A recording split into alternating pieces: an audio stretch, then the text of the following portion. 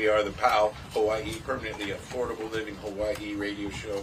It's housing and so much more. This is the PAL radio show on KKCR, the fourth Monday of every month from 4 to 6 p.m. Uh-oh, which one are you on, Leigh? Because now we're all on jammed up. You're 2 and 3. I bet you're 4. I'm 4. How's it sound, I'm Leigh? 4. You can hear yourself? I can hear myself. Okay. Good. Mel, can you hear, Leigh? Can I hear you? Can you hear me? There we can go. you hear me? Bernard, can you hear Mel? I can hear Mel. Oh, there we go. Okay, I can hear you, Oh. Bernard. I think we're getting there. I'll adjust the mics as we go. We can all But see and thanks, hear Leigh. each other. I know that's the best thing. Awesome. Okay, and I'm Leilani Spencer, CEO of PAL Hawaii. And I'm the co-host of the PAL radio show here. We are the two Houseketeers now that Larry's not with us. Yes, we are. We're going to be 2026 looking for, if you will, a third wheel. We'll have co-hosts too. Co-hosts. In the incoming year. There we go. Things to look forward to in the new year. And PAL Radio is a talk show. It's a call-in show. So we encourage listeners to call in, share your thoughts, ask questions, be part of the solution. The calls in this show are vision. Oh, go on, Mike. And our mission is to establish a foundation of hope by providing affordable homes and services for the people of Hawaii. And our vision, permanently affordable living. That is why all of our homes built will be placed in our community land trust, Ho'omaluhia Land Trust, preserving affordability for 2 99-year lease periods and providing multi-generational housing for Kauaʻi. And to get the latest news about PAL, you can email us at info@PAL, providing multi-generational housing for Kauaʻi. And to get the latest news about PAL, you can email us at info@pal-hawaii.org. Sign up our monthly PAL Post newsletter. That's a great way to know what's happening. You can reach us on our phone, which is listed on our website. You can also just easily type in PAL-Hawaii and it'll pop right up. We are on Facebook, Instagram, and other social media. And this show is being filmed by Max of Hōʻike TV, so you'll also be able to see us. Yay, thanks, Max. So, Leigh, we have 2 distinguished guests in the house today. What's our show about today? Today's show is Kauaʻi Mayor 2026. The conversation begins. We have 2 in-studio guests, Mel Rapozo, Kauaʻi County Council Chair, and Bernard Carvalho, Jr., who is current County Council member and former mayor of Kauaʻi. They're the first candidates to announce so far. We'll keep it Kauaʻi style, casual, friendly, and respectful. Thanks, Leigh. A quick format note. Same questions, equal time. We'll rotate who answers first, and we'll open the phone line sometime during the second hour after 5 for listeners who've got some questions and want to check in and see how we are, where we're at on the issues. Leigh. And if you miss all or part of the show, you can see it later in the KKCR archives or on Hōʻike TV. And an in-studio reminder, please speak into the mic, as X-Men says, talk into the sock. And pause for a beat before answering and let each other finish. And we'll help keep time so both guests get equal airtime. So let's get started. All right. And go ahead, Leigh. You want me to go first? There we go. Because that's your question, and that's a good one. Want to make sure I got it on the right side. Democracy and civic trust. Right here. No? What am I looking at? Page 1. Bottom line. First top. Let's get started? Yep. All right. One thing you respect about your opponent. Oh, here we go. So who's going to answer first? Oh, Mel, you're going to answer first. I'll go first. And then guess what? You get a chance to have that same question to you. One thing you respect about your opponent, and one key difference between you as leaders on Kauaʻi. Well, I mean, everybody knows Bernard. First of all, I want to thank PAL Hawaii and KKCR and Hōʻike for doing this. One of the things that I respect a lot about Bernard is his love for this place, this island, this community, and especially his love for our keiki and the kupuna. I mean, that is just undisputable. And, you know, we share a lot of values. Bernard and I actually, probably if you go far back enough, we're probably related. But, you know, it's an awkward situation because we're both running for the same office. And I look at it Not the first time, though. No, not the first time. But I didn't know Bernard as well as I do now. So Working, if you will, side by side for the last 2 years, but before that, under I mean, I tell everybody I love him like a brother. I mean that, and so it's a little awkward, but I truly appreciate that his love for this place and its people. Yeah, and he does that so well. And I think for me, where I think I excel is the ability to put out a long-term vision. Politics is interesting. Regardless of where you go, it's not limited to Kauaʻi or Honolulu or Maui or the mainland. Politicians often get stuck in this rut where they're looking at their term of office, whether it's 4 years, 8 years, whatever the case may be. And I like to think that I have this ability to look forward down the road. I think now is a time where we got to be looking 30 years to 40 years down the road, and that is what I like to think that I can do well. Okay, good deal. Bernard, same question. What is it about Mel that you respect? Those things that you admire, the qualities that he brings to the game. Me, Mel, and then the things you see as different. Yeah. So first of all, I mean, we've known each other a long time, brothers, and we understand each other's vision overall, if I will. But at the same time, his ability to reach out and talk story, and the family, the ohana, I think that's our two main ones, the ohana first, and everything else is our mo'opuna and grandkids. But at the same time, all the issues, we're pretty much similar on a lot of the issues, but it's how we take the lead to make it happen or move it forward. But I just wanted to say, Mel is a brother, and we keep working together. On the county council, we've been working it. I mean, we got differences. Sure. But at the same time, at the end of the day, we make the decision. And I think that's the big thing we want the people to know. That whatever happens in this particular, movement, we're going to move forward. But at the same time, there's a lot of great things happening that we can offer to the people of the island. But again, I appreciate Mel and his understanding and his experience and reaching out, all the time. And, we kind of get done at 3-point stance every so often, but we'll leave that on the side. Not today. Not today. But for now, it is kind of a small space, though. All on the table. Yeah.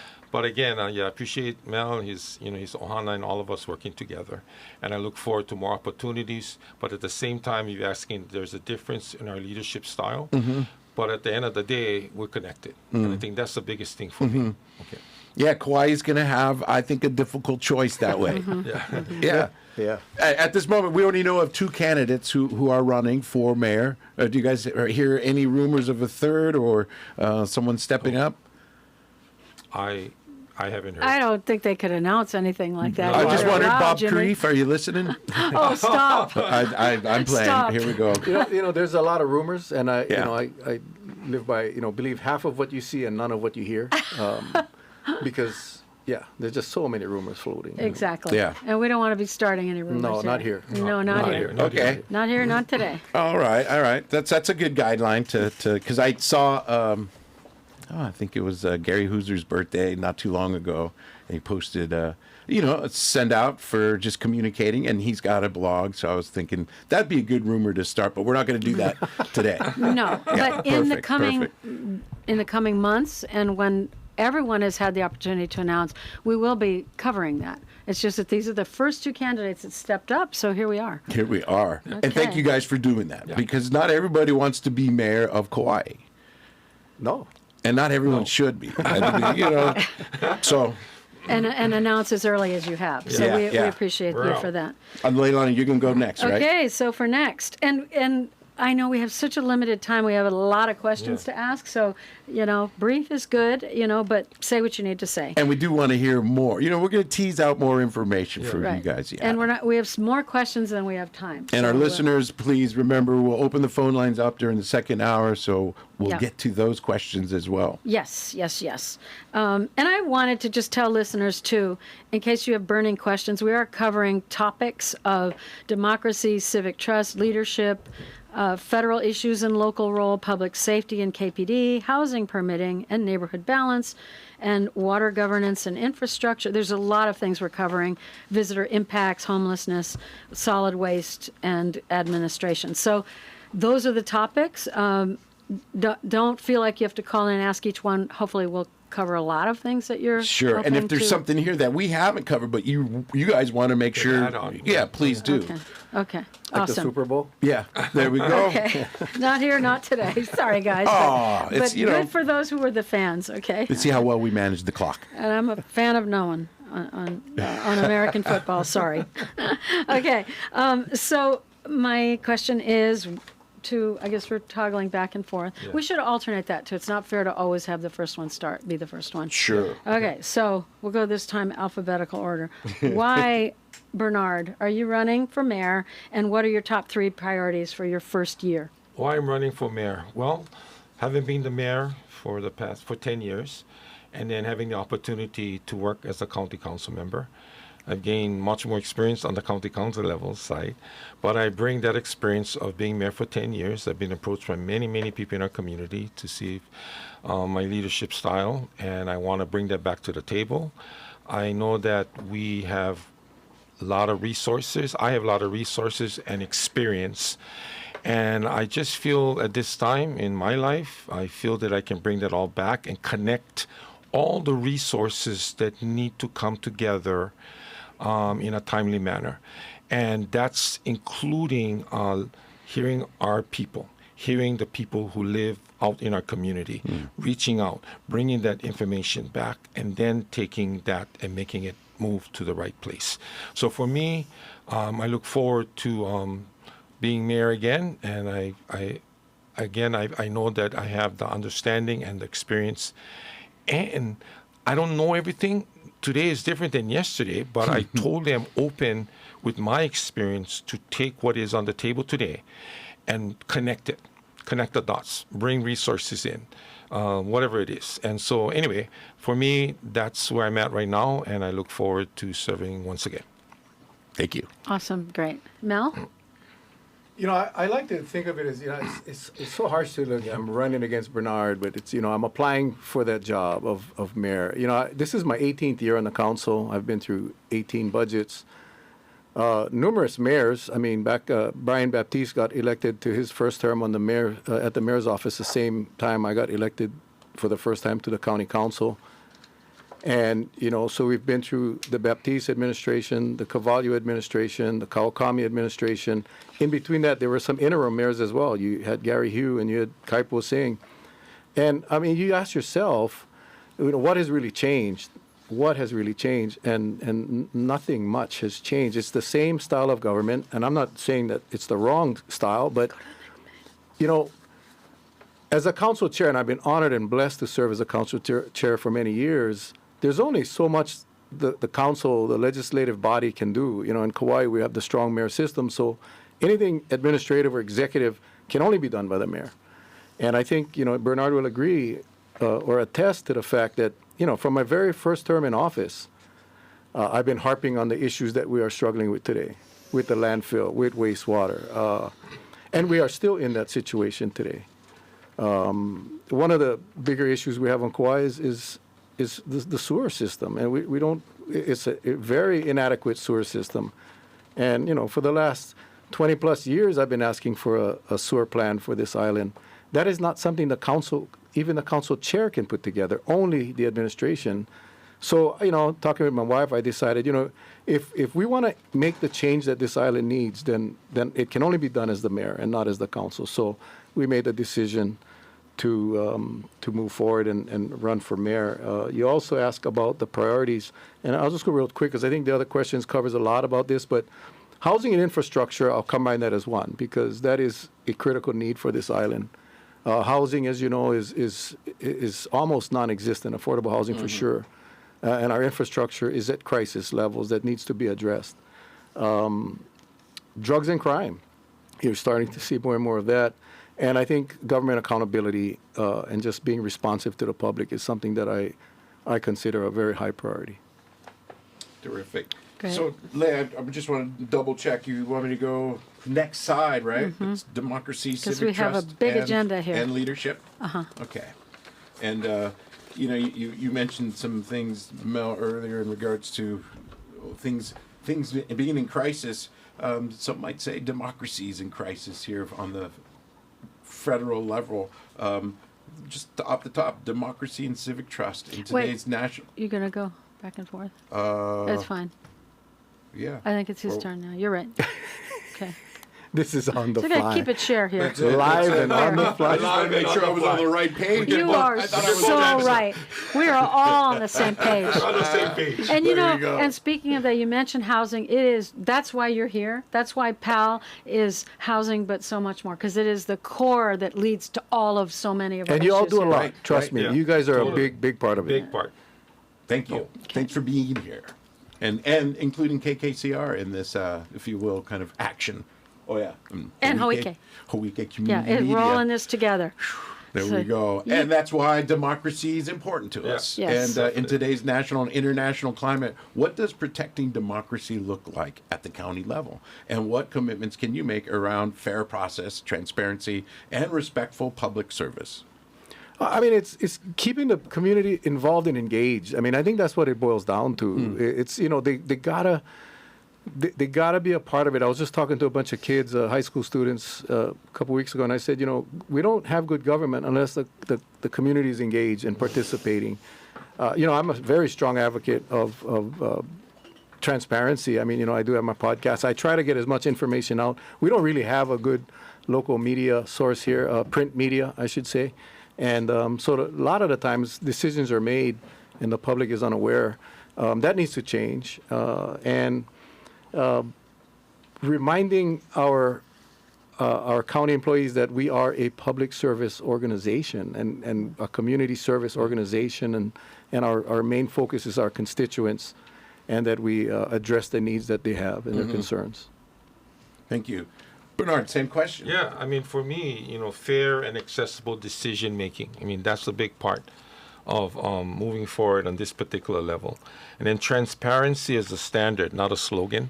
I had that down, because county government must operate in open budgets, contracts, land use decisions, policy proposals should, be easy to find. I mean, accessibility.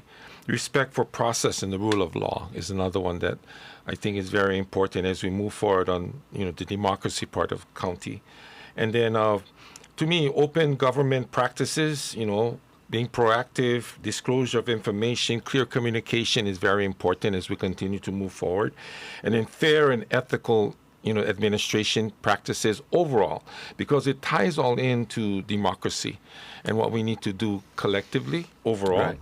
And then strong collaboration. To me, that's a big part, whether it be through the county council, with our community, and the democratic process, if you will, is being heard, listening, reaching out, and then bringing it back and making things happen. And I think that's a big part for me regarding this particular question as we continue to move forward. Thank you. So next question, we'll just start with you now, because it makes it just easier that way, I think. So the first 100 days, what are 3 practical moves you'll make, and how will you keep the public updated on progress? That'd be you. Okay, so me, I'm more direct and confident. As a former mayor and candidate, I have 3 practical moves to move forward. I commit to keeping our public regularly updated on our progress. I think that's an important part. And then more community focus. We got to stay community focused. And again, I'm focused on 3 practical moving forward that will keep our community informed and engaged as the progress moves forward. I think that's a big one. And then, of course, advancing public tracking of progress and assuring the people understand and have the updates efficiently. And I think that's a big part as we continue to move forward. So I look forward to moving on that. Great. Mel? Gosh, there's so much to do. The first thing in the first 100 days is 3. 3. Yeah, The first 3. I got a bunch, but I they're know. 3 right 100 now. days. Practical. The first one is to declare or implement the emergency declaration for our solid waste and wastewater crisis. I mean, that needs to be done. It no longer, we are beyond the time to be talking about it. We need to take action. The emergency declaration or proclamation will give us the opportunity and the authority to move quickly and effectively. The second thing is starting an office of accountability out of the mayor's office, where we will have one phone number.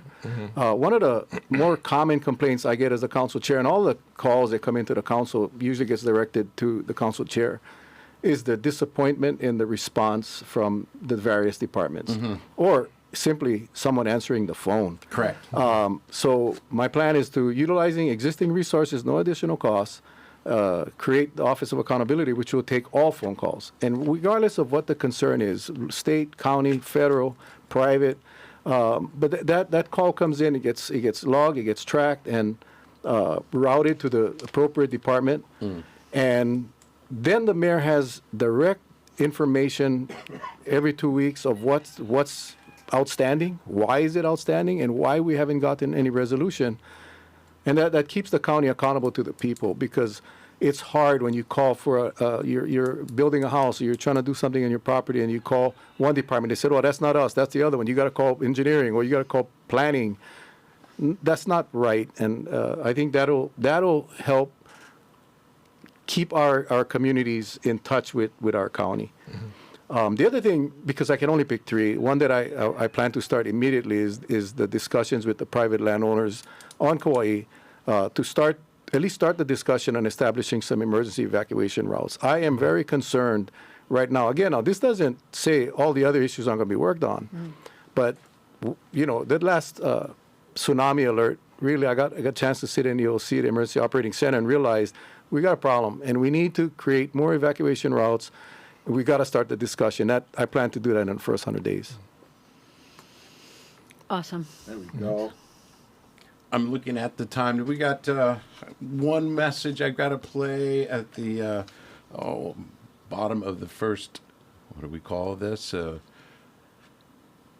Mid-quarter of the first hour, halfway point. Gosh darn it. All these things are looking a little bit different than they did before. We love technology. That's it. I had a misplay earlier, so I want to make sure that we properly let folks know about Kauaʻi mold and water. Chad, for that, keeping our visitors and Kama'aina safe. We're going to welcome you back to the booth. We're live with candidates for mayor, Mel Rapozo, council chair, and former mayor Bernard Carvalho, current council members. We're going to be opening up the phone lines at the beginning of the second hour after 5 o'clock, talking about some federal issues that might affect us here locally.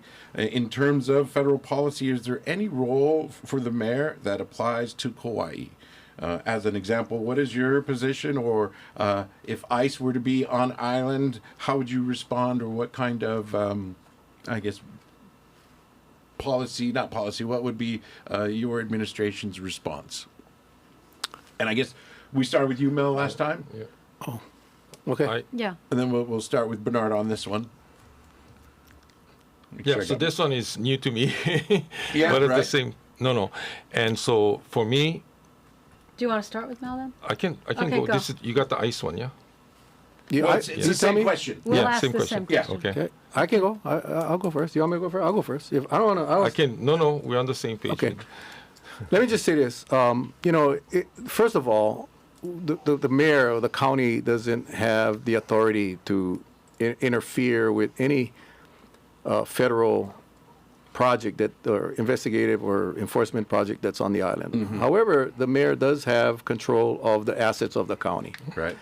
In other words, the buildings and the vehicles and the personnel. Kauaʻi is a little unique because as was decided in court, that the mayor does not have the authority to direct the police department. So it's a little different here than what you're seeing across the mainland. So the mayors are pretty much limited. But let me just say this. I mean, I think for any federal agency, whether it's ICE or DEA or anyone, that if they're planning to come to Kauaʻi to do an operation, that they should be in touch early on with the county leadership, meaning the mayor. Sure. And I think at that point, the mayor has the right to at least establish some guardrails to make sure that, the mayor's role is to keep our people safe and protect our people.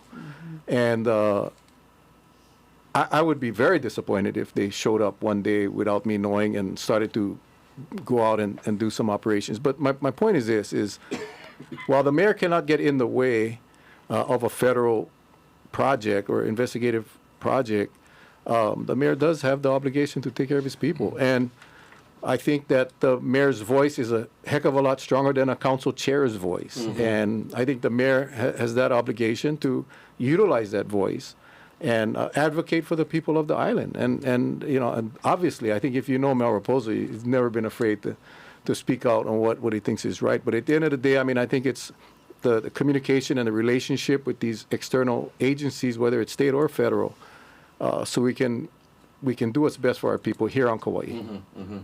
Thank you. Appreciate that. Because there's just, I mean, obviously what's happening in Minneapolis is, on a lot of people's minds. And, the mayor there is kind of feeling a little overwhelmed by what the federal government is implementing on their people. And that's why we added that question. Yeah, it was added. But that's okay because happening right now. No, that's... Yeah, it is happening. I think it's something obviously very important. But the role of the mayor, regardless, is responsible for our island overall, and there has to be some kind of connection. And knowing that this possibly, coming to Kauaʻi, right? And so my thing would be check in first. Let's work it together. There's an opportunity to do what you need to do here if you want to, but at the same time, there's a process in place. There's regulation, rules that we set forward. And I would want to make sure as mayor that we are contacted, we understand the process, what's happening overall, and then we respond with our key people.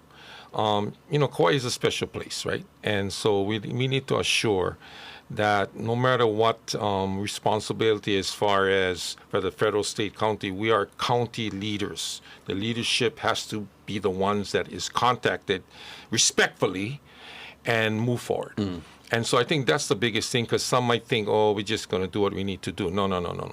To me, as mayor, we need to assure that accountability is at the forefront, because why? It's all about our people. It's all about the keiki and the people that live on our beautiful island of Kauaʻi. So overall, I think it's very important, the role of the mayor and the responsibility of notifying us and keeping us engaged no matter what. It's not about, again, titles and all that. It's about the responsibility of overseeing the people of our island of Kauaʻi. Thank you. Can I just add real quick? Yeah, please. I was here as a police officer for 13 years, and I can remember off the top of my head 3 projects or operations that we did work with different federal agencies, and I will tell you that it was well organized, well planned.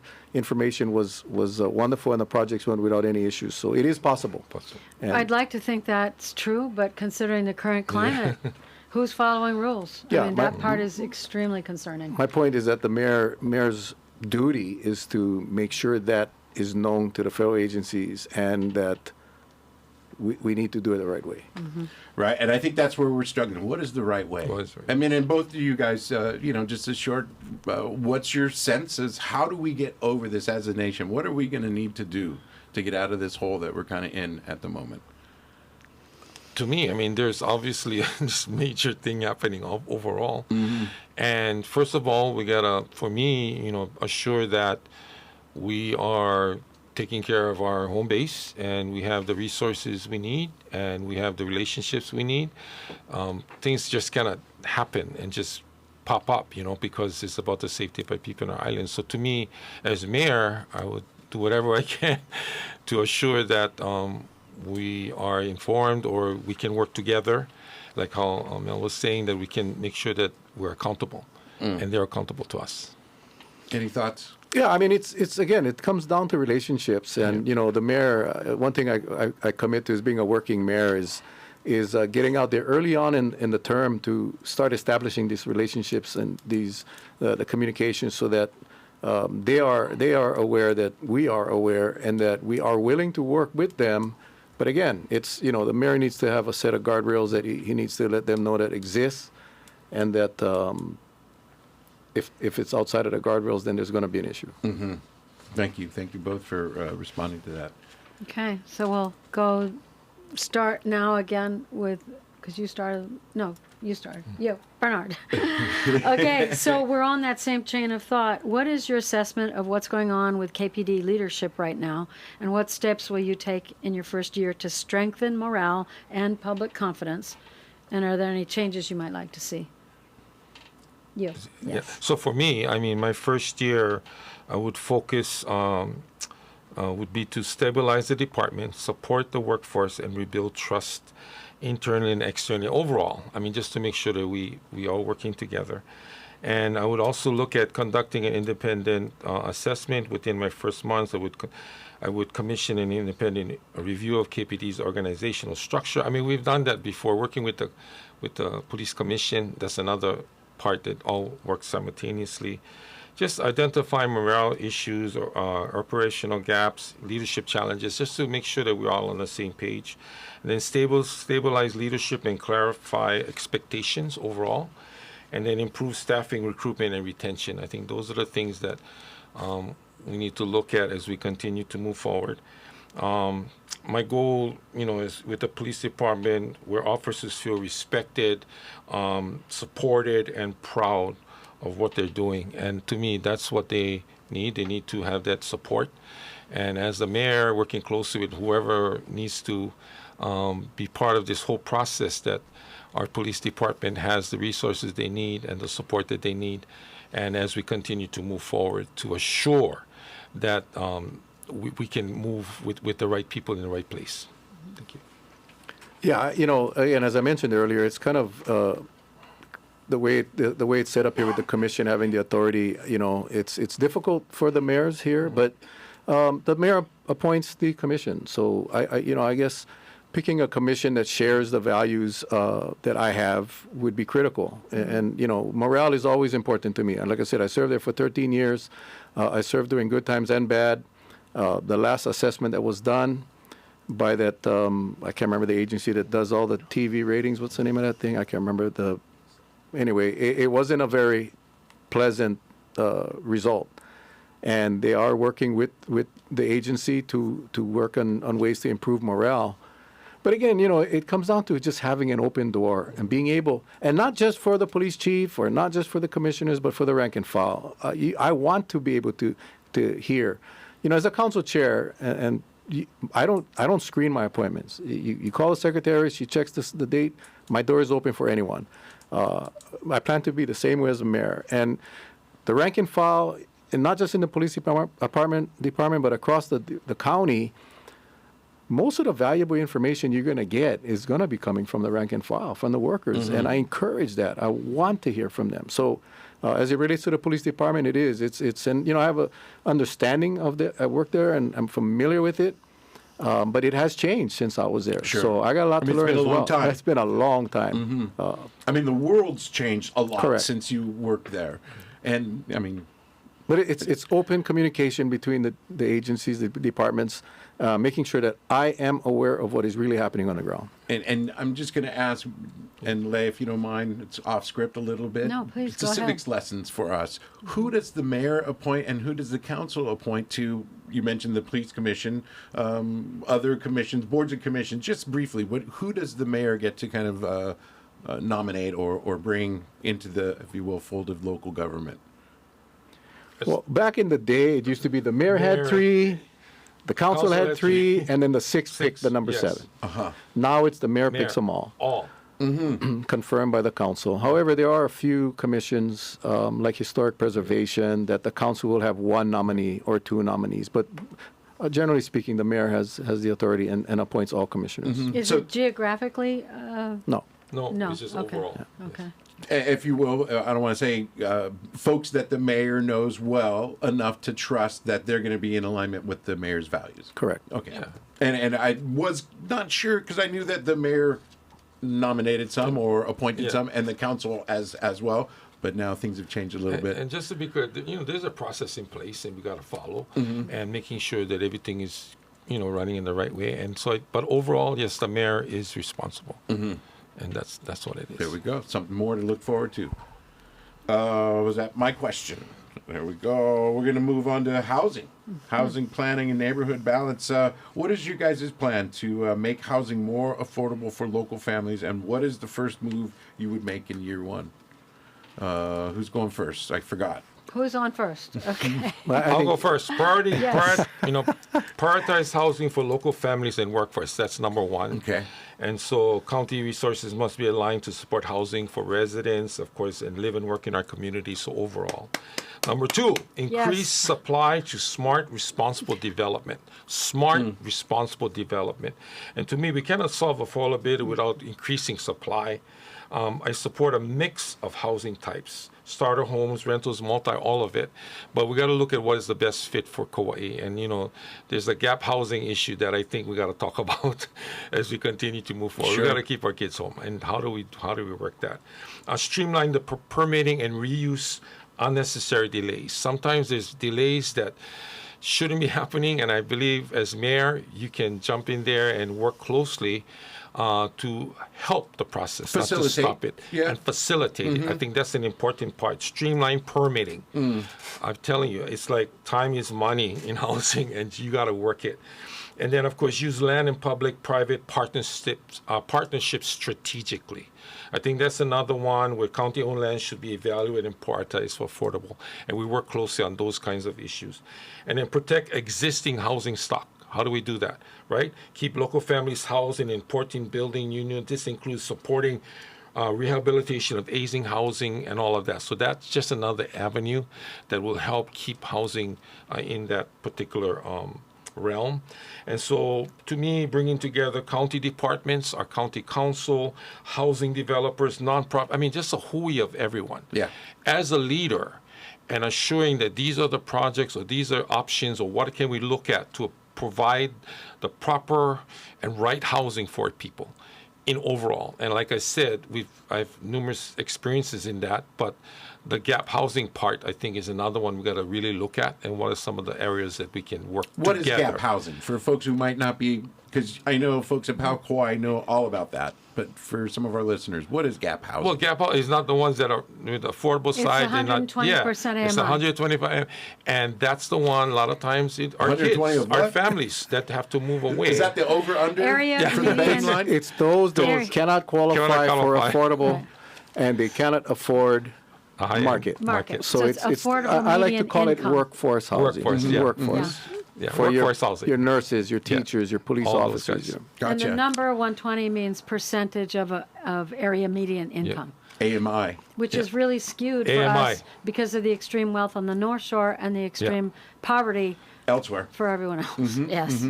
So there's a menu of opportunities there. So anyway. Thank you. And I appreciate it. And so far, so good. You guys have been really dialed in with your answers. We're almost on time, right? Gotta love that. And there's no timer. Thanks, Max, for not ringing a bell or anything like that. This is great. Okay. I just want to say that everything that Mr. Kauaʻi said is absolutely true. The problem, though, is we don't have land. The problem is we have failing infrastructure. So we need to get to the root of the issue that is preventing us from inventory. We have wonderful partners. Number one, the county should never be in the development business, in my opinion. Because that's not what the county does. That's not what we're not built to do. We have amazing partners like PAL, like Habitat, and we did just so many opportunities, but we don't have land. And we have some stringent rules on the books. Why aren't we allowing prefab or modular homes here? Why aren't we working with those companies that can put these homes together at $240 and $250 a square foot on county land, where we can share an infrastructure with affordable housing or workforce housing developers like PAL? But without infrastructure, Jimmy, there's just nothing we can do without inventory. So we're not going to move the needle. So when I talk about the systemic changes that I plan to bring, that's it. I have been lobbying for us to use bond financing to purchase lands that Grove Farm is actively selling right now. And the current administration is opposed to that. If we don't buy those lands, somebody else will. Yeah, like And the A people B. that buy those lands aren't going to be interested in taking care of our local community, potentially. So the county needs to step up. County needs to provide the resources. And the only place that resources are going to come from right now, it's not going to come from real property tax. It's going to come from financing, of which I fully support at this time. Financing being that we use... Borrowing money.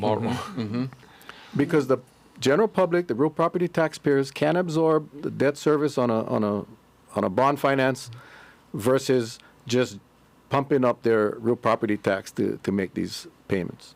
A more equitable way for that. Way more Overall, equitable. with the payments part, yeah. So the next question, we'll start with you this time, is Mel, is if you could choose one strategy to deliver the most housing impact over the next 12 to 24 months, what would that be and why? Well, like I said, purchase land. Okay, We need so to purchase land. primary And then number one. I spent some time on I'm not going to mention companies' names because I don't want to promote don't. any company, but there are multiple companies in the state that can put together these prefab homes, these modular homes, these homes that are being able to be put together much quicker and cheaper. But another interesting thing that I found on the Big Island was that the Big Island and Maui, they have a memorandum of agreement. So any house or any floor plan that is approved in the county of Hawaii or in the county of Maui automatically is approved in the reciprocal county. I would like to establish that same relationship with all 4 counties. So if you go to Honolulu and you go to a company that's selling these package homes and it's already pre-approved, then it's pre-approved here on Kauaʻi as well. That'll cut a lot of time off of the building permit time, as well as third-party administrators or third-party reviewers. Right. We got to start looking at expediting the permitting process. Amen to that. Bernard? In addition to that, there's a lot of projects, stalled projects that need to continue to be built and supported. So across the county, there are housing developments that are zoned, planned, partially approved, kind of like in the middle.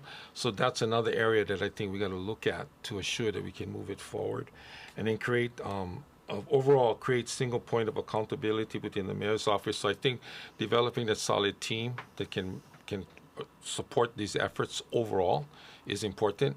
So as mayor, I remember, of course, making sure that we had the right coordinated effort internally, so externally we can get the resources done.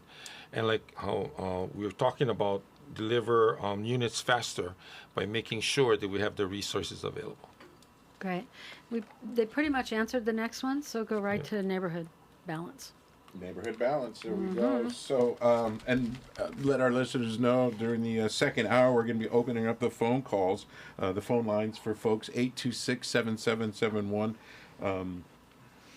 The question is, we're talking about housing, neighborhood balance. How will you balance housing needs with protecting neighborhoods and community character, including vacation rentals and enforcement?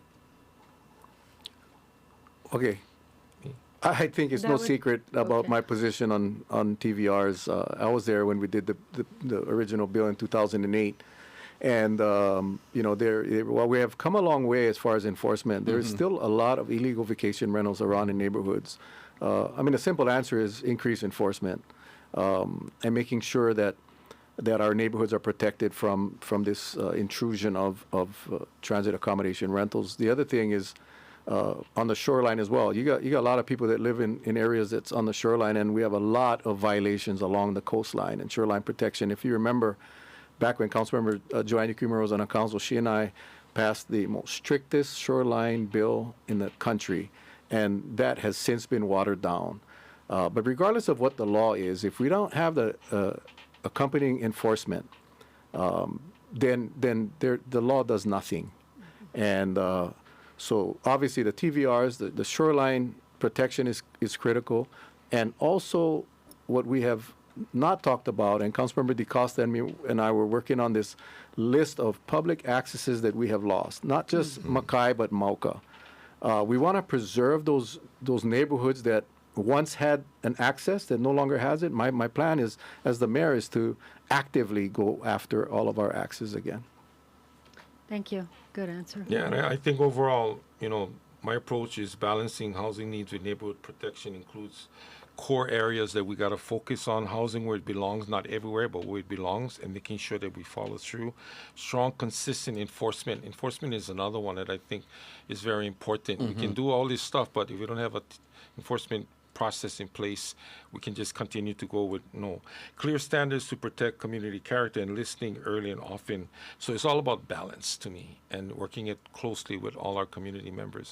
But I think overall, just the neighborhood balancing everything out and assuring that we have the resources available. And just a quick follow-up, because the next one is, what does fair and consistent enforcement look like? Right. And I think both you guys What is agree, what? I'm sorry? fair and consistent enforcement, because both of you agree enforcement is necessary. Right.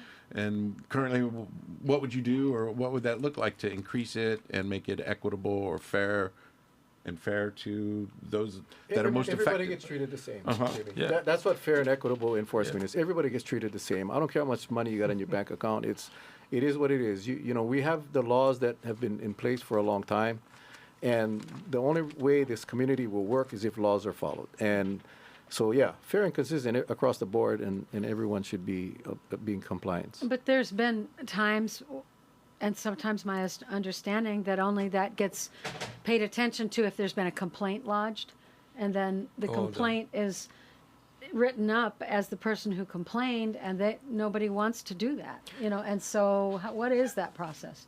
And why would someone who actually blows the whistle have to be exposed to the person who's, it makes a real problem, actually. Do you know what I So mean? what I tell people, and we have 2 active ones going on right now, is just let me know. Just email me or any council member. But I mean, I welcome them all, and then I file the complaint, so they don't have to be noticed. Okay. 'Cause that's a snag. That's exactly right, and then making sure that once that happens, then it moves forward, right? But there's so many of that happening out, like how you mentioned. Yes. And for me, I'm going to say as mayor now, council members, okay, but as mayor, how we work together from the council to the mayor's side, and seeing how we can look at these kinds of issues up front and making it happen and addressing it collectively overall. And it almost means scanning the social media, Yeah, the site. yeah. There's so many sites. People find ways to kind of sneak around Yeah, those rules. and again, that Office of Accountability that I was talking about now, you call that number, and that's where you will let them know, and that's where it'll take off. Okay. There we go. And we are getting kind of to that point of the show. I might do something that I normally don't do, which is I'm going to run my underwriters now. And we'll let our listeners know after our messages. Phone lines will be opening up. I already got a question that's going to come to this next session of water governance and infrastructure. A caller asked about, can you ask them, is there going to be any support for cesspool conversion? And that's, I know, kind of a state related as well as, locally. What are we doing about that? So something we'll think about for the second part of our show. I want to let you know that this Monday Mix Play Kauaʻi Permanently Affordable Living Hawaii radio show is made possible by KKCR sustaining members in partnership with Horses Are Good Company and Halelihue Second Saturdays.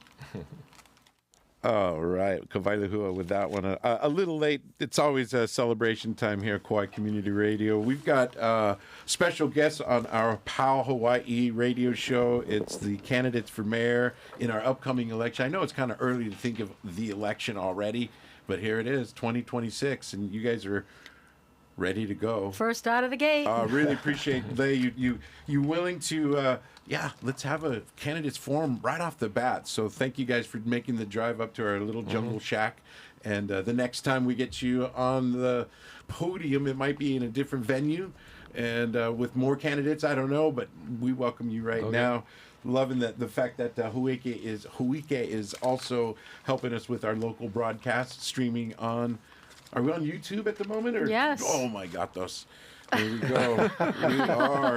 We're going viral in moments. Man. Next question, I guess, is about So take the caller's infrastructure. question. It's All right. perfect timing, actually. I put a note down there, cesspool conversions. Where do we want to start with that? Because I don't know if it's regionally going to be implemented first in some places or all across the board. What does this issue mean to you guys as the next mayor? That's Whose turn is it? Good. I don't. So maybe we'll go with what are your top priorities for the next 2 years, and how does that? Well, Well, the talking question to just water? wants to know Yeah. who wants to go So, first. Yeah. okay, I have been in discussion with House Speaker Nakamura to see about repealing that statute. Okay. The Because it's a state It's a state mandate. law, and it's a law that will not be able to be enforced. And there is no way possible for, and I'm just speaking for Kauaʻi, for the amount of cesspools that we have on Kauaʻi, it's going to be impossible to have the conversions for all. And then what will the state do? I sat in a conference, and I think Mr. Carvalho may have even been, it was an HSAC conference, and they had an environmental speaker that made it very clear that septics does not provide much better impact to the environment than cesspools. And so this is my point. Rather than put a fictitious date out there of 2050, which we know is not going to be met, and we know we don't have any mechanism in place to, what do you do? Like a sewer system? Seize the house? Right, What do you, right. you take their cesspool? Put a lien on that property. Yeah. No, So- yeah, Right? I Right. mean, So, number one, I think that needs to be repealed. But more so, number two, I think, as I stated earlier, the county needs to come up with that sewer plan. That's why the emergency declaration is so important. Because even if we had a plan in place, it's going to take a long time to get sewer installed and connected. So until then, the state and the county is going to have to work together to provide some sort of incentives and assistance or subsidy for those that need to convert their cesspools. And I'm talking about the ones that are level A or the ones near water. And you know, they have it tiered. So the ones that absolutely need to be done, I believe that we need to provide some sort of, and I'm not saying full subsidies, but low interest loans or no interest loans, so we can get these septics installed. All that 2050 deadline did was increase the cost of a septic system. Because what used to be $24,000 for my house is now $62,000. Because they know supply and demand, Right. and that's what the county and the state's going to have to It'll work be with. like what happened with solar. And then suddenly people came from who knows where and set up shop and did part way of a job. And Right. it's going to leave our households in trouble. And I think overall, you know, again, same discussion with the septic and talking to Rep. Nakamura as well. You know, how do we manage this, right? Overall, and I think, you know, with the cost and all of that, you know, the timeline is just there right now. We just got to make sure as decision makers that Right. we provide the support. Yeah. And it holds up. If a person wants to add an ADU, which is going to help housing, Right. and they can't do anything unless they do this septic, well, then they're out. They're out. They cannot afford it. So I think And they're overall, held up. yeah, Yeah. we need to make sure that's I mean, that seems like a great strategy for the, if you will, chief administrative officer of the county to say to the state, guys, we got to do something better than this. way better. Yeah. I've been beating that drum for a while already, and it's like not moving. So, but yeah, that's the reality of it. You know, that's the reality of it. I did get a call, and this is going to kind of take us back to a little bit of housing, you know, related. And this caller first said, "This is a question for Mel," but we're going to direct it to both of you, and I think you guys all can, relate to this. Is callers your kid's age, and said, "Can you talk to Mel about what is he going to do for the kids, his kids' age?" So this caller is, Barron's and Nikki's age, and how are they going to live here?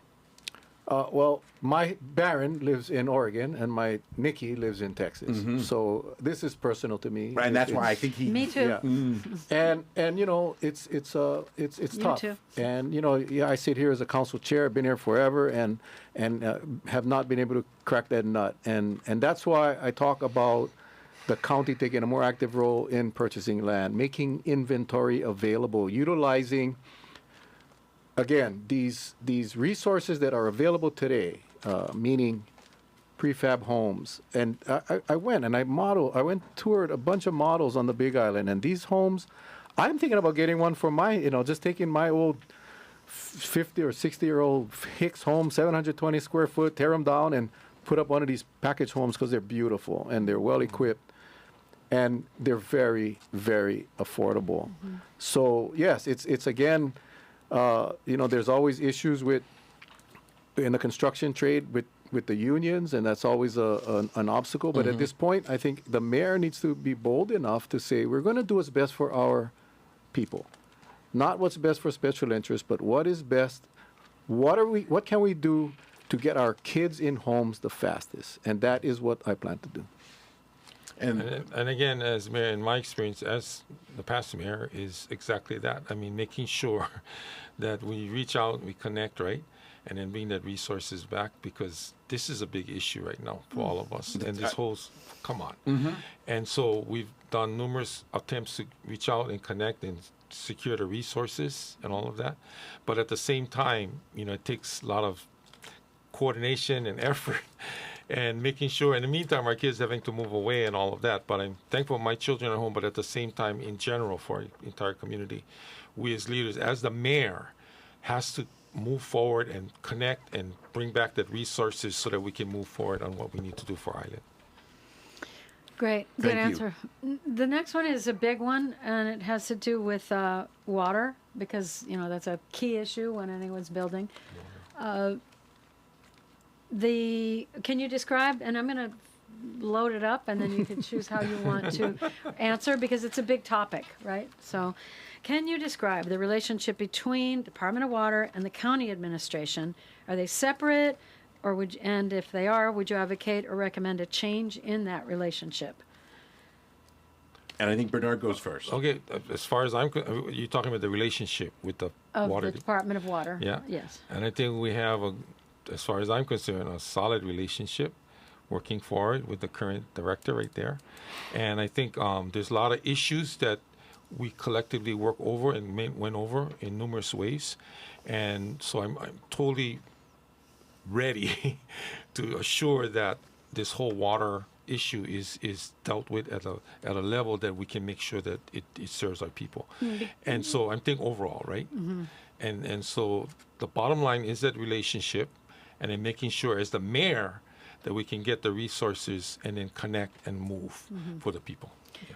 Because it's a stopping point. It's a holdup for projects. To want to move forward, we can wait for months and months and months. And that's why the internal part of it, we looking at it now, not later, and then define and then going and moving it forward. I think that's a big part as the mayor to ensure that accountability overall is done in a very efficient and way to assure that we can move. And I guess understaffment has a lot to do with things. I don't know. It's a big mystery for a lot of developers. Yeah. Of what is the holdup? Why are we waiting so long? You know? Well, let me just say, we don't have a source problem. We have a lot of water. We have a transmission problem, and we have a storage problem. So we have water. I mean, that's not the issue. The problem is we have infrastructure. In many cases, these pipes are over 100 years old.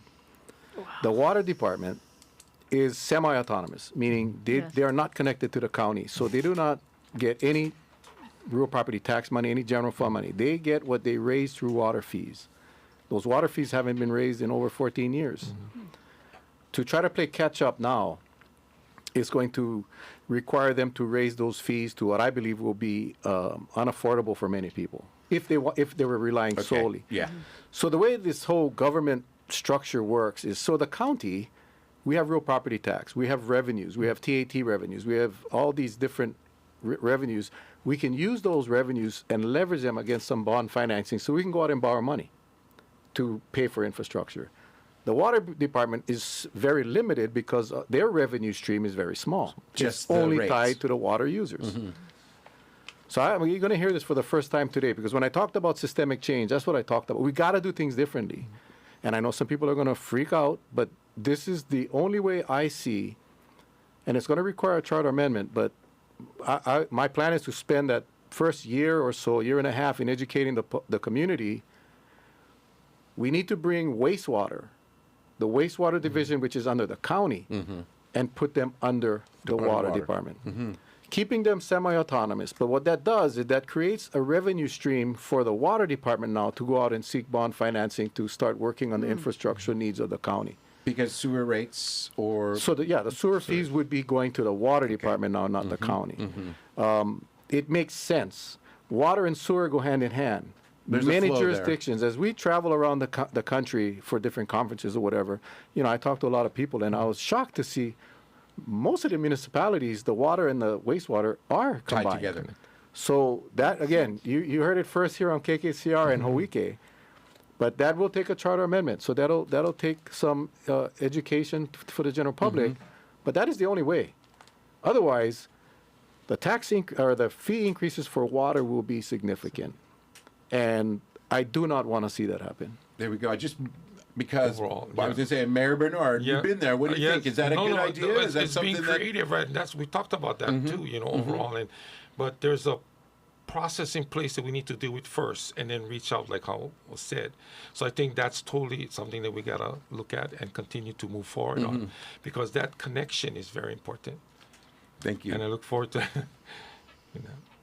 Okay, so you. Going to manage that and make sure I got nobody calling in right now. No. That kind of answers the question about cesspools as well, Yeah. our It question. does. And water comes up on so many different shows, water quality, wastewater, and solid waste. We're going to get to that soon. Or do we want to go Touch on there now? emergency readiness. Okay, there we go. Because that's always something, emergency readiness. It's a need for us. What are your, in related to fires, floods, storms, power outages, what would you strengthen right away? And what's your long-term plan for Kauaʻi's emergency management plan? I don't know who goes first. I don't know who's on first. I think I know what's on first. second. Is it my turn? Yeah. Okay. Well, I know Bernard and I go. will agree Totally. that our Kauaʻi Emergency Management Agency under Elton KEMA is amazing, and they've had a lot of practice and they do a great job. I talked about the emergency evacuation routes, which is on my list in the top 100 days, at least to start that discussion, because I think it's critical, and that is a very vulnerable part in our emergency response.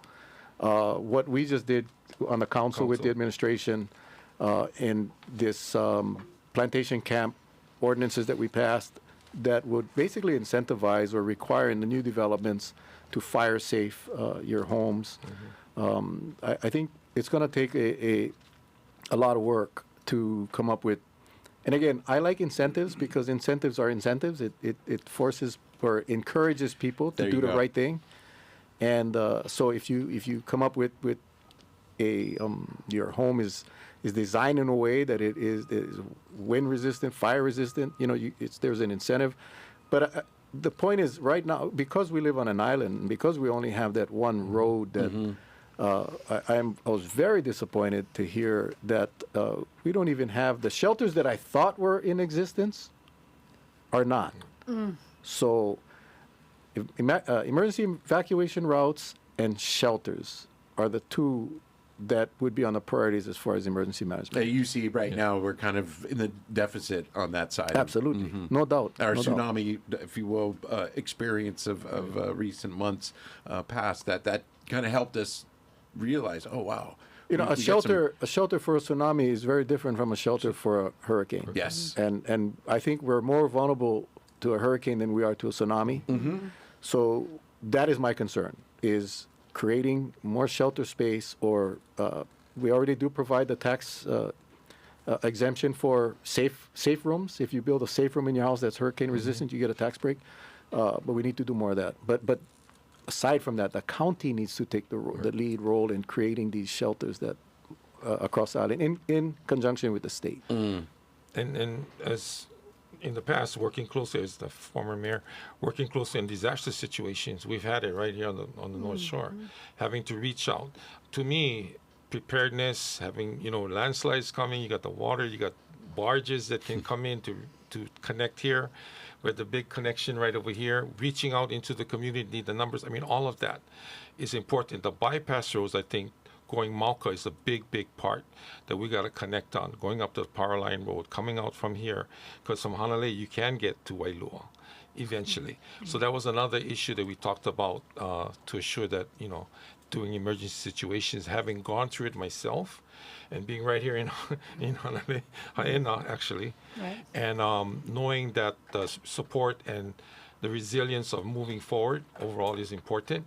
So I think with this whole talking about it and going through the process and then ensuring that we have the right information and routes available, and then reaching out. So I think overall that's the portion that we need to do. All right, we're going to make a little switch here. We're going to take a call Put this caller, you're live on the air for the candidates. You have a question that we could address to both of Mel and Bernard? Short and respectful. What I was just wondering, for the future mayor, what would be their role to reestablish and relocate the Lydgate wastewater treatment facility, since we understand it's in a tsunami zone, and that the wastewater branch currently asks for $50 million to just repair it where it's at. I just want to know what their thinking is on that. That's a great question. That's a great question. Thank you, caller. Yeah, it's so crazy. I just talked to Bernard Wednesday. I said, Bernard, they're coming to us. They have a $13 million RFP for Wailua. $13 million, you guys. Okay. So the truth is, are you guys going to get into the 3-point stance now? No. This one. Let's go. No, Bernard and I have been working on this wastewater issue now for 18 months. 18 months or so. We have sat in numerous meetings. We have sat in with different landowners. Bernard is currently actively working with another landowner. Okay, this is the bottom line. Wailua needs to be relocated. Right? Yes. And we can't invest more money into that. Correct. Because it's got to be relocated. Yes. Correct. We already got the heads up. We're in an inundation zone. EPA is watching.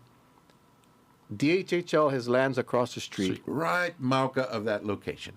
As well as other potential spots. And plans for housing up there too, right? Correct. Oh my God. So to the caller, I feel your pain, and again, right, and this is one that Bernard and I be working on. I think that's good that she understands we are working on that. We're moving forward. It's very important. That's an important part of our island, and to address it. And then once this happens, that's a footprint for other areas too. But we got to get this moving. It has to happen ASAP, especially in this area. Very important. That is why the emergency declaration or proclamation is so important, because we need to put that in front of the queue. We need to that get prioritizes that correct. It. Right. We need to move it, because we approve emergency funds $250,000. Oh, this thing broke and the equipment is so old that they got to fabricate the part. We should be moving throwing good money after bad is what my dad would say. That's Lipstick exactly on a what pig. Oink that one. Oink. Throwing lipstick on a pig. Thank you for paying attention, caller. That was awesome. Great question. Thank you, caller. Okay. And then a quick question on that topic is, are there any issues or contention about the future site? Complaints or anything about where it would be relocated to? We've been talking, right? Okay, so you're talking about the relocation of the because on the bypass road. We talked about the Bette Midler property of Mauka. You know, there's options on the table right now, like Mel was just saying. So I think we have options. It's just securing it, getting it ready. I mean, we're talking about connecting all the way from up Mailona, coming down, and then it's.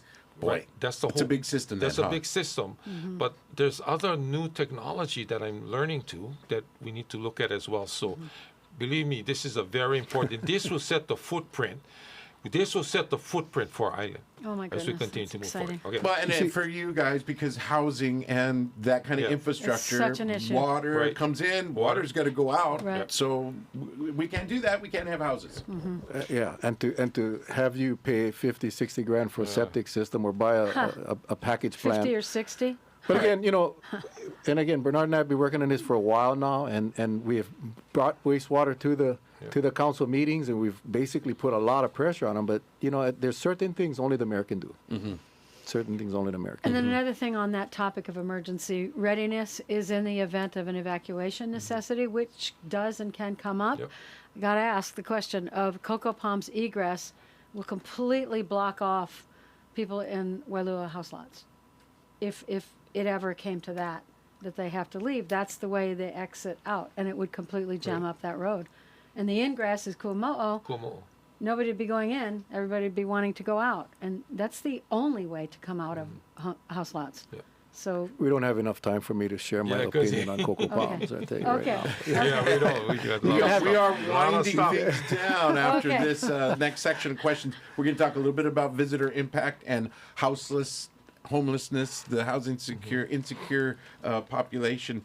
Okay, so we'll go right to that next one. We'll do that, and just a reminder, 826-7771 is the studio line. We've got Council Chair Rapozo, who's running for mayor, and former Mayor Bernard Carvalho, council member running for mayor, and questions. We're taking questions. This one's dealing with impacts, visitor impacts. How would you manage visitor impacts so residents have a good quality of life, our roads and beaches aren't overwhelmed, and tourism still supports local jobs? What are your top 2 actions your first year?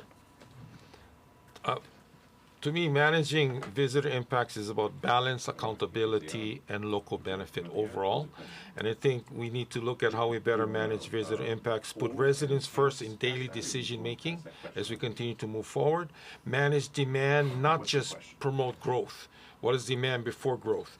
Protect infrastructure and natural resources. That's another important one I think we need to look into.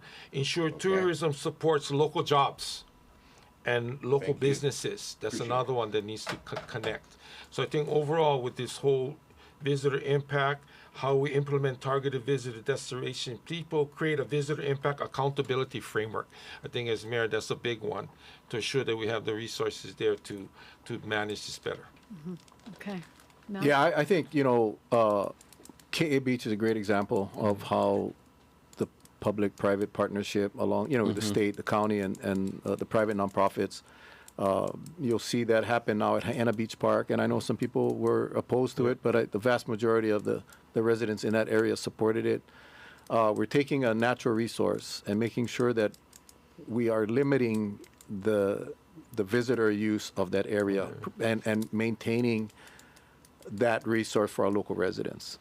And KA, when they started the KA thing, I was kind of skeptical, but it turned out to be a winner, and it's now a model program for many other islands across the state. North Shore of Oahu. And when you North see, Shore. no, but the problem is when you do KA, then you push the people to Hāʻena, and then when you do Hāʻena, you push people towards Anini and so forth. So, it's a plus and minus, but I believe the paying attention to the resources that we have, and as Bernard said, putting the local resident first is critical.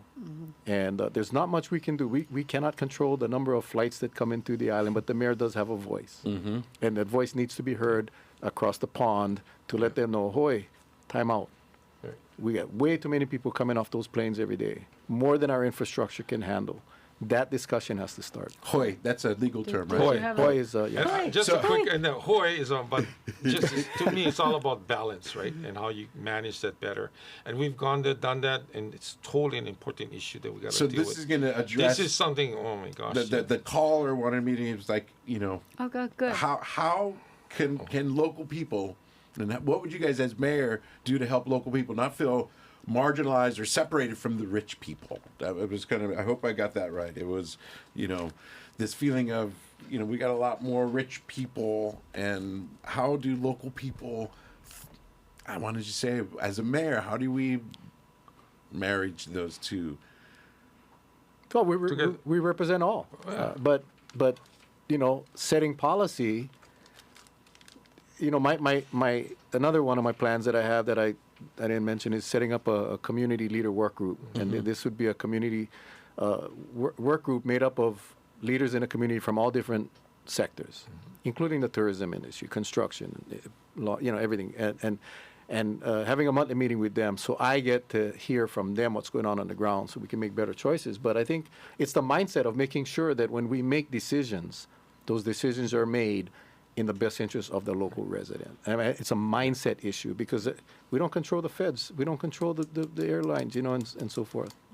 And then for me, in follow up to that, what Mel just said is, as mayor and taking my entire cabinet, my team out. I want to do that. Get out into the community, listen, be heard, be visualized, let them see who you are, who we are as a team, and then come back with results, overall. This is a big issue overall. And I think not only on this side overall, and I think with the ability to reach out that way and then respond back collectively and knowing that they have access is a big part for me overall. Well, there you go. And that caller, if I didn't address the question right, feel free to give us a call back and clarify, because I think you're right. It's an important issue. It's a big issue, and you do want to represent everyone. But I think, I don't want to, make any kind of assumptions. But local people have, I want to just say, a special place in your heart. Yep. Mm-hmm. Right? As and they mayor, have a variety for a of place different where jobs. a lot of I'm one of those newcomers. I'm a newcomer, right? And I think that My definition of local is you live here full time. Full time. That's my definition. You live here full time. You contribute to the community. You're local. See, you're a politician. I'm not. Okay. And that's You're okay. here. Let's go. That's just how I feel. And I think that there's always going to be some tension in a small community like this when there's a lot of outsiders, and a lot of times those outsiders are just here for short term. That is why, Jimmy, it is so critical to make sure that the community feels relevant, that they're heard, that when they call and they report something, that something gets done. Because what they see or what they experience is they call, they get brushed off, they get put on hold, they never get a response, and then they see these rich people getting what they want. So it's making sure that we put them first and making sure we have the mechanisms in place so that their concerns get addressed. That's how you fix that.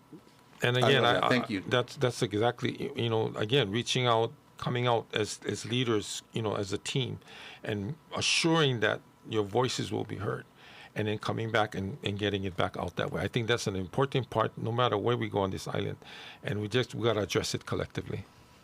It's a Kako thing. Good Couple. answer. Yeah, good Should answer. we take the break now, or can I ask the next? Should we do the break? Do it, and I'll make sure I've got It's kind of a big topic. Oh, righty. Then there we go. I'm just going to play a message off of our machine about sustaining members and seabird fallout. Kauai's next mayor on Kauaʻi Community Radio right here. And Kauaʻi current mayor, Derek Kawakami, letting you know you are listening to Kauaʻi Community Radio. We've got about a half hour left. Phone lines are open, 826-7771. And Lay's got a question. Okay, so leading into those who are experiencing houselessness, how will you address houselessness or homelessness in a way that's humane, effective, and realistic, and what would you do in your first year? Who's up? I'll go. Yeah. Okay. Oh, No. yeah. Having dealt with this issue overall, homelessness, houselessness is a big issue, and there's different levels as far as I'm concerned, and we need to address it. Lead with housing and shelter pathways to assure that we have access, coordinate services, not fragment them, I think, overall, and then focus on Kauai-based solutions for Kauai residents overall. And so I've offered opportunities to work closely with our community and addressing our homeless issue. And I know there's community parts levels that want to work closely, meaning that the mom who has 2 kids and just doesn't have access to anything. We created an opportunity to work closely with the community. Example, our churches. They would be open to having them stay on site at their churches and work closely with the community. I'm just giving one example overall. And then there's the ones that just come here from wherever they're from and they need to get back to where they want to do. So we did a grant program that if they connect back with a pastor or a family member, then they will be able to go back home. And then the ones that are truly houseless or homeless, that's the ones we got to deal with on an overall basis. But I think collectively, this issue is very important, obviously. And I think, obviously, as mayor, I bring that experience back, but at the same time, connecting the resources to assure that our housing agency, our team, assessment team is in place, and then we can do a critical overview on what the real need is and how we're going to address it overall. Because everyone has different Everyone has different circumstances, so some are truly homeless and houseless, and they only need 1 more month or 2 more months, and they're fine, but they don't have a home. So that's one level. And then there's the ones, like I said, who come and just want to get back to where they go, and okay, fine, but you better make sure that you have a connection here. And we'll give you a voucher. And then the last one, of course, is just the ones that are truly homeless that we need to work with. And so I think reaching out and seeing how we can manage that, and they're not all over the place, but assuring that our housing agency, obviously, and our team internally can address it overall with as far as being mayor. Yeah, I support safe zones. That's something that's not very popular with government, but that to me is the solution. I mean, we can sweep campgrounds and just force them to go somewhere else. And there's so many different categories of homeless and houselessness. You have some, not all of them are criminals, and homelessness is not a crime. So, what do you do? And it's I believe that yes, working with nonprofits, working with churches is critical, and that is part of the solution. But at the end of the day, the county has an obligation to those. Remember, I just said we represent everyone, Right. not just the people with homes. So I don't see a problem. We have working families, mom, dad, and kids.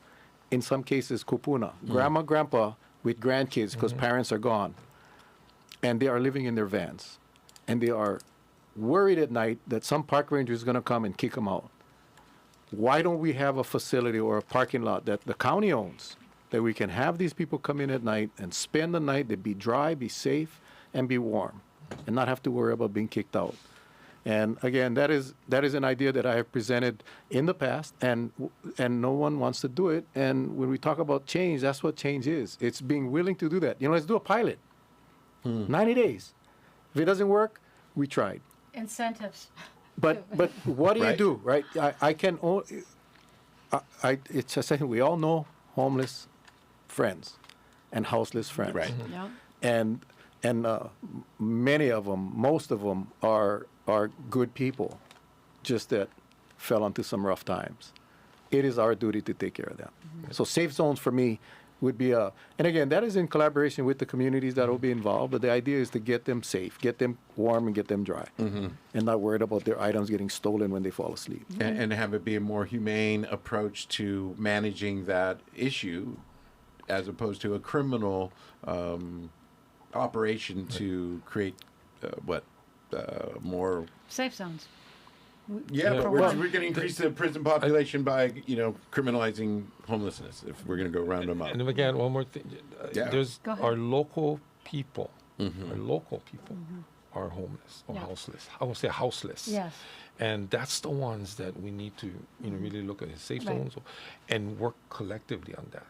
I mean, like I said, my experience has been there 2-3 months. That's all they need. So how do we intervene or help support Right. that? They can stay here, like I said. So my program with nonprofits is one thing, but government or county would have to really look at that And help whatever kind is- of yes. coordinate, facilitate. coordination amongst everybody. I mean, think about just logistically, Yeah. right? Right now, you got, let's say, Meals on Wheels, or you got DHS, or all of these different nonprofit organizations that are out providing social services, and they're spending most of the time on the road, going from campground to campground to campground. Where, if you provided these zones, one-stop shop, everybody gets the services in one location. And like I said, you run a pilot for 90 days, it's going to work, and then you duplicate it in another community, and again. And I mean, in the meantime, trying to get these people reestablished in housing. Right. That's the key, though, is making sure that it's not it is a temporary thing until we can get them into some kind of transitional housing. And it is local people. And it Yep. could be a family who was given the 45-day notice. And that happens all the time when people are selling. And, Right. and the only option is move out. They look, they struggle, they find some even have HUD vouchers, can't use them because they know they can't afford $5,000 a month to house their families. So, Don't forget the security deposit. and plus that. Yeah. And postcard. And the pet, no. All But of the above. lumping unhoused as they're just derelicts, they want to be unhoused and all those things, because there are working poor who get up in the morning and go find a place to bathe their kids, send the kids to school, and they go to work. Right. And that misunderstanding about that, the homeless, it is an awful label to give. Right. Agreed. The sweep thing is the issue, though. Moving everybody out and offering absolutely no other option of where to Alternative. go That is- No, Right. is it's just moving people from one place to another. It's just not. and, So we and gotta come. cripples them. Yes, It takes exactly. every So last possession they own, Right. To wipe it out. displace people is Right. kind of, that's criminal in my mind. Yeah, and people who actually have vehicles, they could utilize a safe Right. space. We And tried they to just do need a that safe years place. ago. Yeah. And again, looking at, evaluating in our housing agency, of course, done it before, evaluating each one, the ones that are truly homeless, the ones that are house, all of that. So I think Triage, it's pretty much. Right, Yes, right. overall. And very having the important. capacity to serve that they- them yes. in Yeah, some it facilities. just makes sense. And the other, I just want to expand on one thing that Mr. Carvalho talked about, sending, having that fund that you send them back home if they want. A lot of these guys come over because they want to get to the Hawaii dream. Right. They come here to realize, oh my gosh, you got jobs, I but cannot- not enough to pay for the rent. They run out of money, and then they're here homeless. They want to go home, they can't afford it. Yeah. I would do exactly what Mr. Carvalho said, except I would take it one step further and said I would not require someone on the other end to vouch for this. I mean, if we come across an individual that is homeless or houseless here that came because they thought they could make it and they couldn't, and they want to go home, provided they're not suffering from mental illness, and that's a different story. But we have a legitimate homeless person that wants to go home but just simply can't afford it. I don't see why we got to get some permission from someone on the other end. That's just my own personal opinion. Mm-hmm. And you'd be willing to, if you will, allocate resources to do that? Absolutely, because the cost that this county and the state will save in the incurs, long run. yes. Mm-hmm. So the caller had two questions, one related to housing and one kind of water and environmental base. Maybe we'll start with the housing and then go to the environmental one. The housing related to Hawaiian housing and I think there was a development close to the airport or maybe this was the condominium development by Kintaro's. Waipoli. That was going to be potentially used for Hawaiian homes, or the question that the caller posed was not clear. PAL is not involved in that project. I don't know. I wish they were. Yeah. But she'd asked about it. Had you guys heard anything about the development there? Was there going to be an alternative where it was... Because people will be displaced and have to I understand there's something some else. lawsuits being filed now. Right, I understand there's some lawsuits. Yes, definitely, right now. And just a little backstory for folks who don't know what we're talking about while I take this phone call. Well, when the Kauaʻi Lagoons Resort came in for rezoning many years ago, that was a requirement that we put on, that they had to provide affordable housing, and they built that complex, and it came with a 10-year requirement, and that the county would have the first right to purchase. Well, the 10 years came, and the county refused to purchase. In fact, Councilmember Carvalho and myself were out at the I won't say protest, but it was a Talk story. Whatever. and it ended up eventually introducing and passing a resolution urging the administration to purchase that property. The council wanted to purchase the property, but again, the administration decided not to. The other option would be that goes on a market. It could all be timeshares, but DHHL decided that they would purchase it. The problem with that is that DHHL requires a blood quantum. So those that are in that property now that does not meet the blood quantum will be removed. But there's a relocation plan that we also brought on the county council floor because it's inadequate. So I'm not sure where we're at. I just was informed a couple of days ago. Actually, it was at the opening of the legislature when I was told that a lawsuit was filed by three of the residents, and potentially could become a class action. It looked like you were going to chime in. No, just to follow up on that, the relocation plan, that's the whole part right there. But yeah, Hawaiian Homes came in, but then that blood quantum. But I also know, and we talked about this, that like I said, the relocation plan would help them, they'll have to move out tomorrow. There's a timing process in place, that's my understanding. But at the same time, the realistic part of it is not kind of connecting Because right of now. inventory. Yeah, There's nowhere else to go. So, but that whole complex, it's just going through some stuff right now. So. Yes. And we've been involved in it. We've been out there on the road with them and, doing all this and assuring that what kind of support they would need, But that's what's happening right now with that. That's why PAL's not involved in that. It's just... Yeah, I really wish we had purchased that, and no one would have gotten displaced, and it would have happened. Converted it over, right? It would have been missed too easy. opportunity. We'll just chalk it up to that. We had a caller who had two questions, one for you and one for you, kind of related, somewhat separate. I think you answered both of them already, but I'll pose it again. For you, former Mayor Carvalho, he asked, you served for 2 terms and served part of another, so you've had some experience. Why do you want to do it again? Okay. And then one was for you, Mel, was, hey, you've ran a couple times. What's going to be different this time? Why? I hope it's different. Okay, well then we'll take Bernard first, and then you can address that And he part. did such a beautiful job in the opening remarks, so it'll be a little repetitious, but that's okay. There we go. Yeah. So why again? Again, it's about the people, and the people have been approaching me in numerous numbers to bring back, my style of leadership. And so I, of course, talk to the family first. This is something, but I feel passionate about it. I have the understanding. I know that side as far as being mayor for 10 years. And so when I was approached by numerous people, we talked about it, went through the whole, process. And I said, you know what? I think at this particular time with my experience, I had 17 years as a civil servant, 6 years as a department head, 10 years as mayor, and now 6 years as council. So just wanting to passionately bring all of that back to the table and reach out into the community, knowing what I know, but also assuring that I know the past, but the present, I'm totally open. I'm learning to bring it on. But you know what? Love it. I can connect the dots. I know from the federal, the state, the county levels, the community level. I can reach out what we need to do, but I'm open to the new way of thinking, the new understanding, the new way we got to adjust things. You got to be open. I'm not going to make, I know what I'm doing. No. I'm totally open. So I look forward to that opportunity. And so that's how it happened. And now we sit here talking about, why you want to do this after 10 years. There you go. Okay, but that's the truth. And so I'm not just doing it. I feel passionate about it.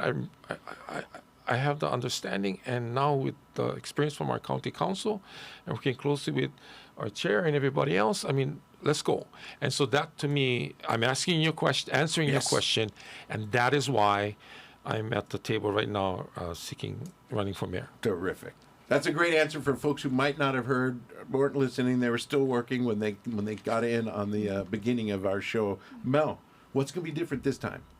In an election? Yeah. Well, what's? Hopefully, I'll win this time. Yeah. And why? Why would you? No, I mean, what's going to be different? I'm not sure when that caller came on and started to listen, but it's very simple for me. It's like, again, 18 years on the council, worked with many mayors, a bunch, including Mr. Carvalho. And have built up a lot of experience. While I cannot say I was the mayor. I think I can say that I am quite familiar with how government processes work. And I believe I do know what needs to be done. I believe that I do know, and yes, I remain open-minded, and that's part of this whole process is getting the community involved and engaged. However, at the end of the day, you need a leader that is willing to make those decisions and not be worried about any kind of political repercussion. I mean, we talked earlier about all the situation, the issues that we have right now with our infrastructure. This has been going on for decades. We need to change. We need a new way. And I think today you heard a few of my possible solutions. It is different. It is not the normal way. But if we continue to do what we do, we will get the same results. And in sitting down with my wife, when we made this decision, I talked about it and I said, I just feel that if I want to accomplish what I believe this county needs to accomplish, it has to be as the mayor. Because again, 18 years, that's 9 terms, with various mayors, beating my head against the wall, but not having that authority to make the change. That can only come out of the mayor's office, and that is why I'm doing it. Mm-hmm. Well, thanks for that. The other call, or the previous caller, had 2 questions. The second one was water-based, water coming from Waialeale, and a diversion that I think KIUC has been managing. And they wanted to know if you in the mayor's office, would you do anything to help return the flow of water to the natural stream bed? So I think there's some state issues related to that. Some decisions already been made, but as mayor, you get all kinds of calls, just like a community radio call and show. We don't screen them. Yeah, and this caller wanted to know what's going on with Waialeale and I think it's the North Fork of the Wailua River. Yeah, I'm not familiar. I'll be honest. I just there's been a lot of talk about that in the past, and that's just something that has never come to our at the council level. Mm-hmm. But as with any issue, right? The mayor is not going to run away from it. Definitely take a look at it. But it's tough to comment on something like that. I'm not sure if the diversion is KIUC's or someone else's. I'm not sure what that is for. And even the caller wasn't sure about that. But I'd be happy to look into it if you let me know. Mm-hmm. And I know we have some pretty, Akamai listeners that do follow the whether it's on the KIUC side or the Department of what was it? Watershed. Land and Natural Resources. Wait a minute. That stream flow should be this, and good thing we have some monitors, folks who know what's happening back there, because that's part of the mountain terrain that most of us don't get into, and we shouldn't. Only those who really have business up there. So this was for Wailu River, right? You said a diversion. Yeah, I think it is ultimately at the base of Wailu. Maintenance, right? Overall, we talked about that before, and working closely with partners to KIUC assure, would be one of them. Yeah, and the state. River and stream. We had several meetings in the past with the state level and all the partners, just taking the initiative to look at, because a lot of that along the beach area, along the river area, a lot of that is supposed to be managed. I'm going to say this by the people who live along the river. That's their kuleana. That's part of some of it. But at the same time, I'm not putting it on them only, but there's a partnership that has to happen. And it goes all the way up Mauka, because I live up Wailua. So I just wanted to make sure, the details, that I don't have the details, but yes, it is an important area of discussion for the river and stream maintenance of the water flows. Right. Island-wide. Way up Mauka now I'm talking, so yeah. Just like how you said. Okay. Go ahead. Well, we're getting close to the end, but there's a question at the end, you see it, that I'm dying to ask under administration. Okay. Yeah, and I was just thinking, gosh, are we going to get into this? Are we going to be able to talk trash in our next 15 minutes? And I know we can leave it to, Max's podcast, because that's one of the things he likes to do is talk trash on his podcast. Well, you're talking trash. I was looking at the next set. Solid waste is a big issue. And I was thinking about, do we want to... recycling and all those things. All of those things. We've got time. Because that last question that you wanted, I think, is important. So we'll finish on that. So we'll be brief on the landfill part. So, okay, go. We can come back for the second. Okay, you go ahead. So let's talk about what is your plan for the next landfill and the next 1 or 2 years, and then long term. And since we're just on that, let's add recycling and waste diversion. What's one change you think could make the biggest difference, and how would you make it easier for residents to participate? Whose turn is it? I don't know. Mel, you're first. Okay. Curbside recycling would be the one thing that would make the biggest difference and the biggest impact. That comes with a price. Yeah, right. Yeah. But right now, and again, one of the bigger reasons that I am running for mayor, one of the most toughest issue I think that is facing this island is the landfill. And that's an issue that has been with us for a long time. And decisions got to be made. But having said that, diversion right now is the key. This diversion right now is what we need to do. More of. Absolutely. And so curbside recycling, again, that'll take time. That will take time to develop the program, get the equipment. It's not as simple as just putting some barrels out in your curb. It comes with a huge infrastructure and equipment purchase and all of that. But having said that, that's where I want to be. Until then, I tried to lobby for $1 million this year in this budget for to provide incentives or subsidies for composting. I'm a huge believer of composting only because I was at a function and Compost Kauaʻi was there. I don't know if I'm supposed to mention names. You just did. Yeah. And they're wonderful folks. I bought into the service. I paid $32 a month, and it took me from 2 barrels to 1. And I shared with the mayor. I said that is what we need to do across the island. Right. But we need to subsidize it. Incentivize that. Have different companies around the community.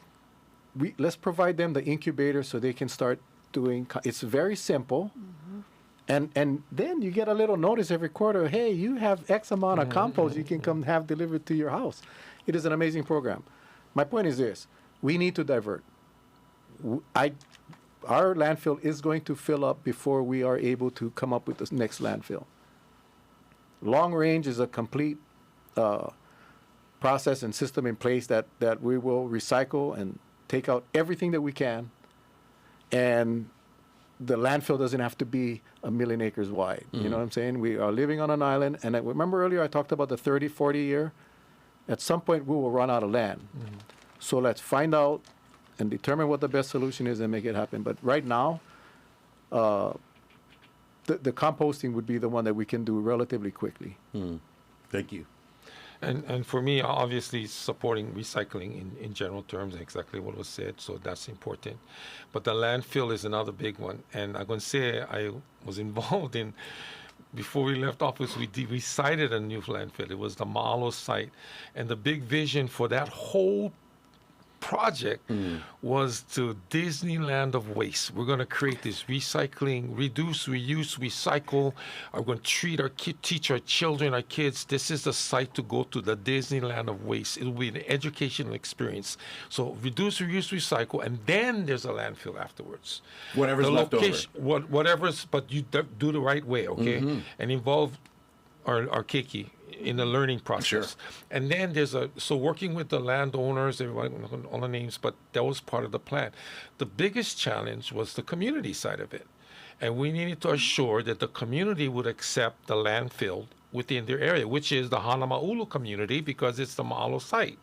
Knowing that the current landfill, Kekaha, was about to expire, and you guys know that.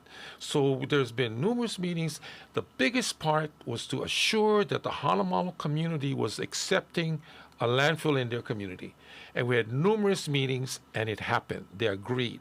So everything was in place, although we finished office already at that time. We're transitioning, and it kind of, everything just went to a stop.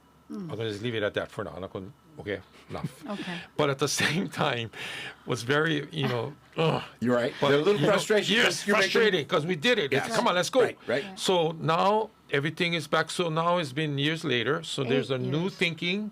Do we extend the current landfill? Do we add another X amount of time there?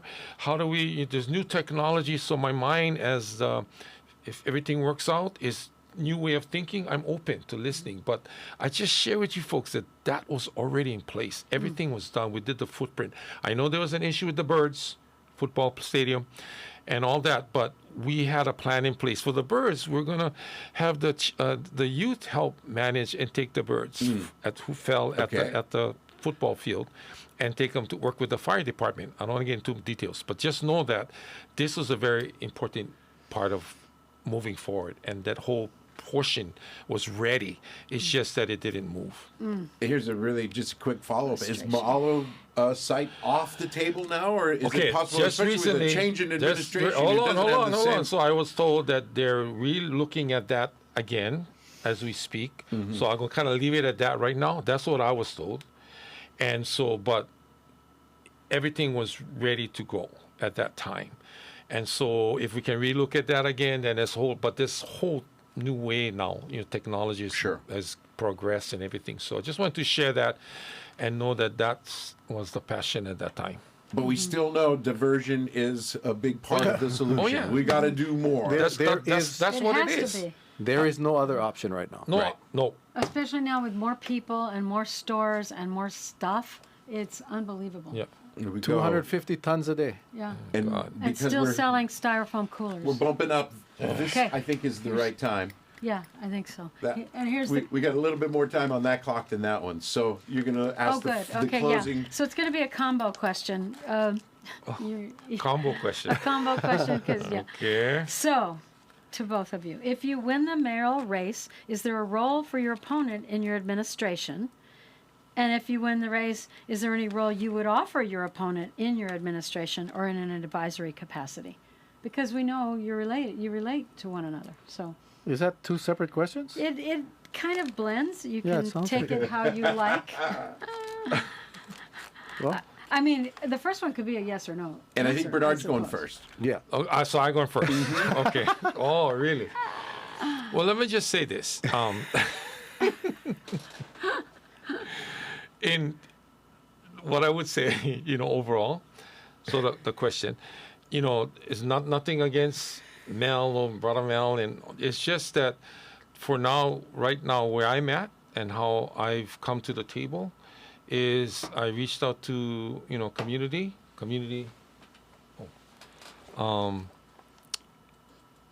came to me. And so we're in the process of assembling a solid team specifically. I haven't promised anything to nobody, just a solid team to focus on our campaign. That's the route that I'm taking right now with the people that surround us. And so I'm thankful for where we're at right now. Yes, I'm open to all kinds of opportunities that will come our way. But at the same time, my effort now is focusing on our campaign and moving forward and assuring whoever joins our team will be part of the team all the way to the end. And then we'll go from there. That's kind of like where I'm at right now overall. And so you want to join the campaign team, let's go and move forward.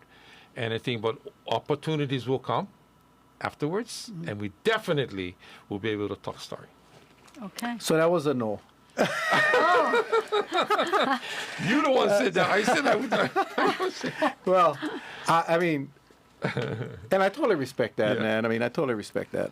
I told Bernard early on, I said, it's like a football game. We're both big football fans. It's like a football game. We're going to work hard. We're going to train hard. We're going to watch tape. We're going to do all of these things. We're going to play that game. And at the end of the game, regardless of who wins, we remain friends. We shake hands and we move on to the next one.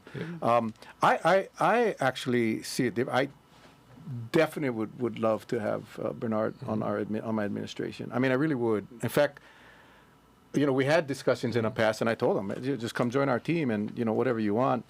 I want him on our team because he is a amazing resource. He's correct. I mean, he's done it for 10 years.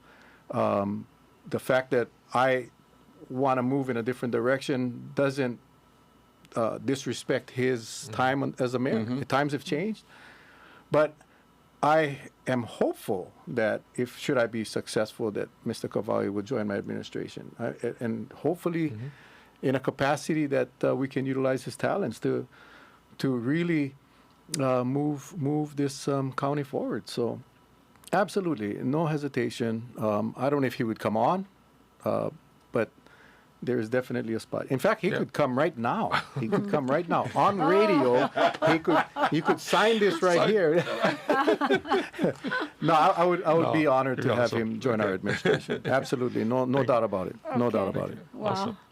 Thank you both so much for coming in here. It's been very interesting and fun and informative, and I can't thank you enough. On behalf Thank you of all. PAL. Thank you so much. Thank you all, man. Bernard. That's it. Mahalo nui loa. A big mahalo to Thank you, guys. Hōʻike Community Television, Max Richardson for supplying us with the audio and video on live stream YouTube, channel 54 as well. Stay tuned for A World of Jazz. We will be listening to a version that is happening as we speak. You are listening to Kauaʻi Community Radio, Radio KKCR Hanalei, KAQA Kilauea, KCQA Anahola, and K205 FM Honolulu.